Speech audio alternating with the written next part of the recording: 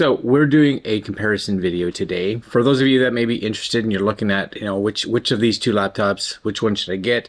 We're going to look at the Huawei Matebook 14S and the Huawei Matebook D15. Now, the obvious thing is that spec-wise, the 14S should dominate this without question because of the fact that it's running 16 gigs of RAM, it's running an i7 11th gen Intel processor versus the 8 gigs of RAM that are in the D15, and it running an i5 version of the 11th gen. But for a lot of people, that speed may not be that important, and you're paying probably a third of the price more to get the 14S. And if the speed's comparable in a lot of aspects, maybe you'd rather save the money, right? Because you're looking at about $1,600 for the 14S, and you're looking at about $1,000, that's Canadian, for the D15. So first off, let's take a look at the physical hardware.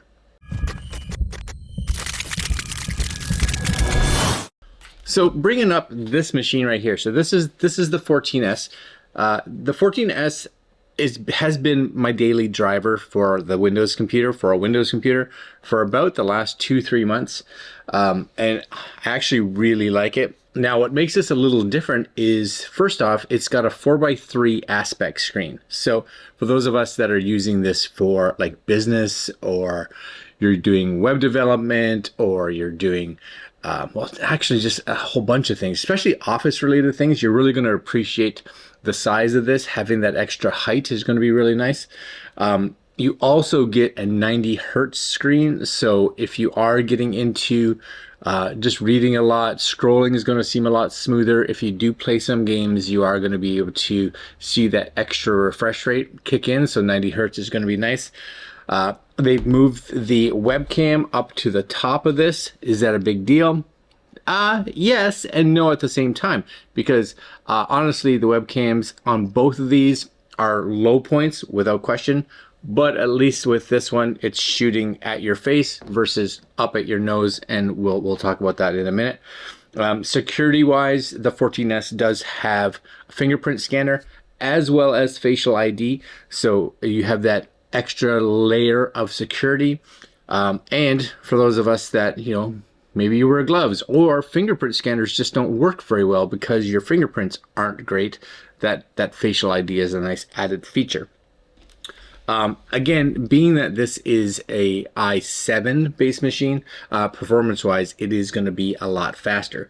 Now with ports, and you have to watch this when you are looking at the 14S, depending on the model you get. This model here, you are going to see you have one USB-A port on this side, and then on this side you're going to have two USB-C ports, an HDMI port, and a headphone jack.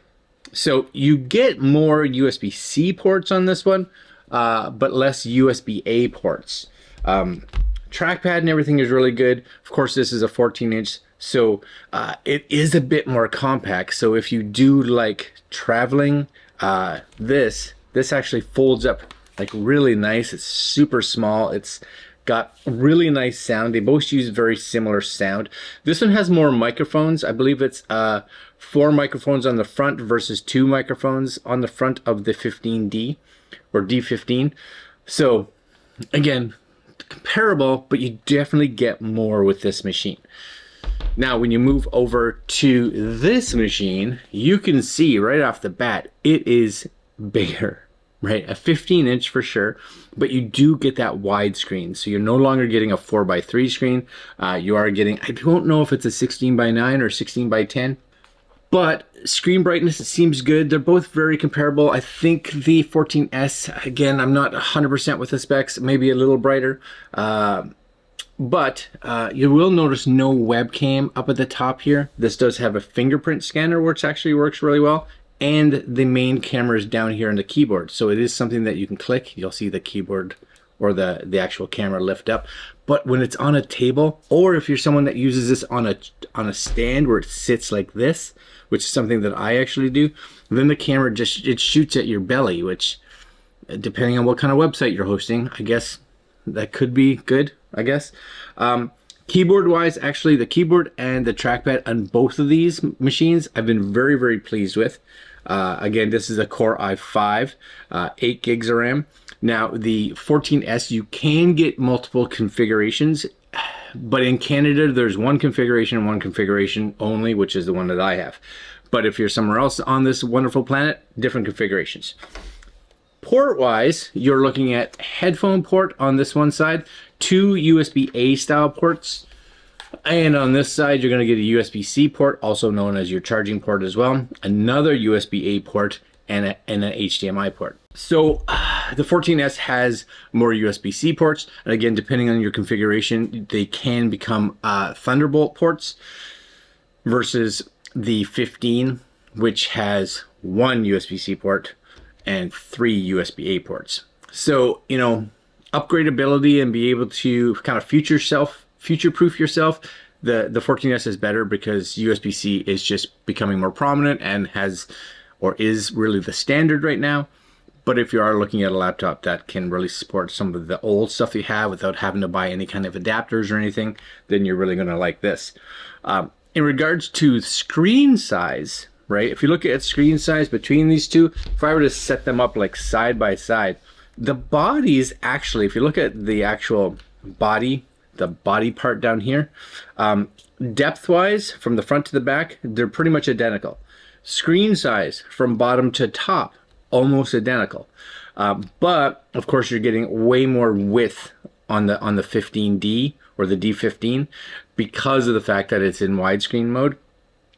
Also, and I'm not 100% sure, the 15D screen feels a little more matte-like, if that makes any sense, versus the gloss that is on the 14S.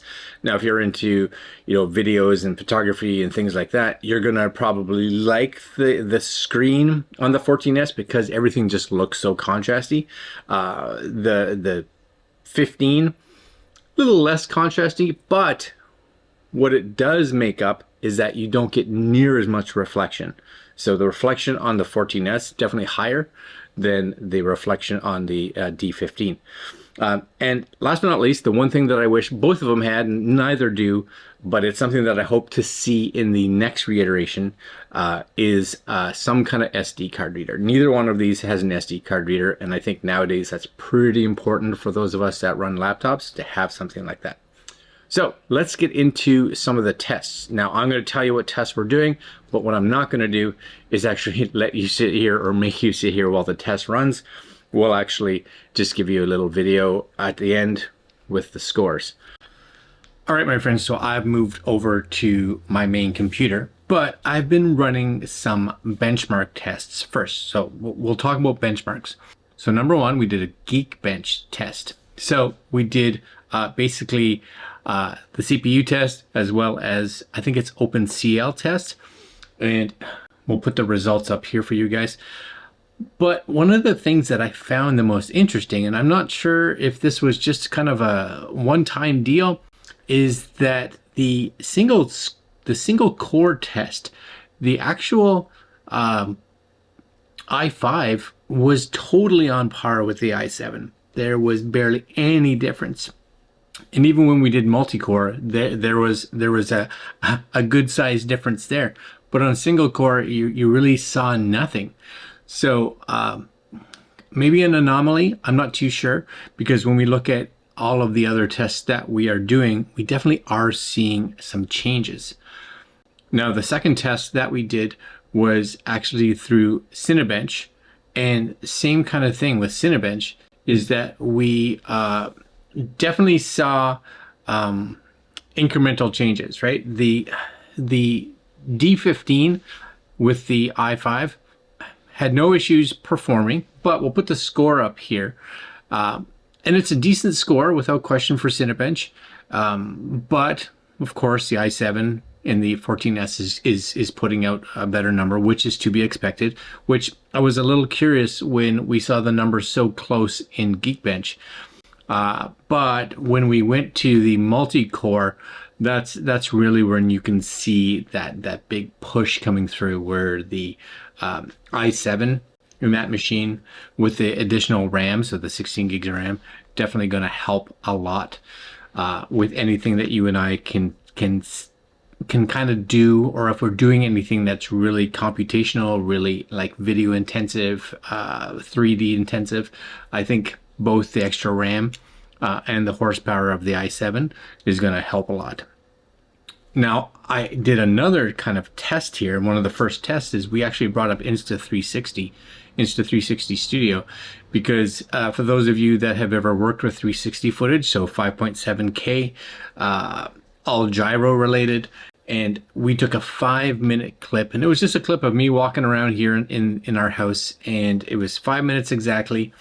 And this is where we could see a huge difference. So a 5-minute clip, basically rendered out to a HD clip. We were at 1320, I think it was 1320. See if I have my phone here. I do have my phone. It's right here. 1320 for the i7, so for the Huawei 14S, and the D15. Ready? D15. 20 minutes 29 seconds. That's a massive difference. We're looking at 7 minutes difference. So off the top of my head, you know, you're looking at 40%. And if you're like, oh, that's 40%, it's not too bad. But you know what? If you were someone who shoots a lot of 360 footage, 40%, if you're doing 10 hours worth of work and that can pull 4 hours out of the deal, that's really useful.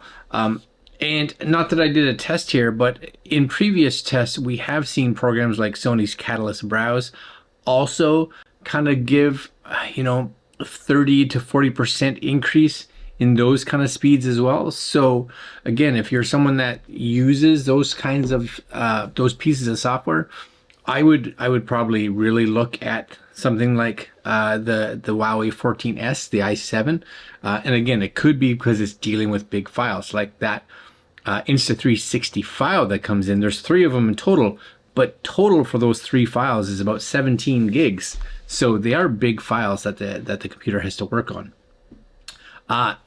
Next one that we did was some gaming, and gaming wise, you know, these are not gaming laptops. 100%, they're not gaming laptops, so don't expect gaming performance. But we did run the original Tomb Raider, well, the remake Tomb Raider, and we set them in high, set their specs equal on both, so they were running in 1920. We're running at 60 frames per second, and we were getting, I believe it was about, I'll put the exact numbers up here. We did peak at, I think it was 60 on both machines, so that's actually really good that they peaked on that. But the big bonus with, again, the 14S, if you are wanting as much power as possible, is that if we switch the screen, kept all the other specs the same, but if we switch the screen to its 90 hertz mode, we did get higher than 60. We were able to get up into the 80s.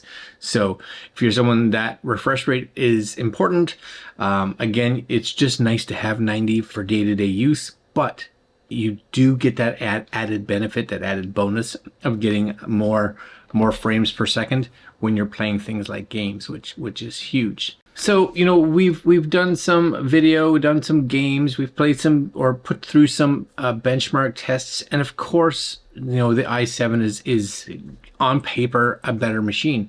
But realize that both of these machines really are designed as like business laptops, school laptops, home laptops. They're not budget laptops by any means. They come out with a fair bit of performance to them for what they are. And there is a price difference, right? So, you know, if you are someone that is wants the most out of their office laptop, you know, you are going to be using it primarily as, you know, carrying it around, doing reports, doing essays for school. You're a spreadsheet user, you're on the internet, etc., etc. But you're like, no, I like to dabble into some video editing. I like to play with. I have a 360 camera, or I have a you know, a nice mirrorless camera or anything like that, and you can afford it. then I think the 14S is probably the way to go. Plus, I didn't really know if I would like it at the beginning, but I really do like it now, is that 4x3 aspect of the 14S. Once you get used to it, it's really nice. Plus, the weight of the 14S and the compactness of the 14S, also really nice, right? It's just a smaller laptop.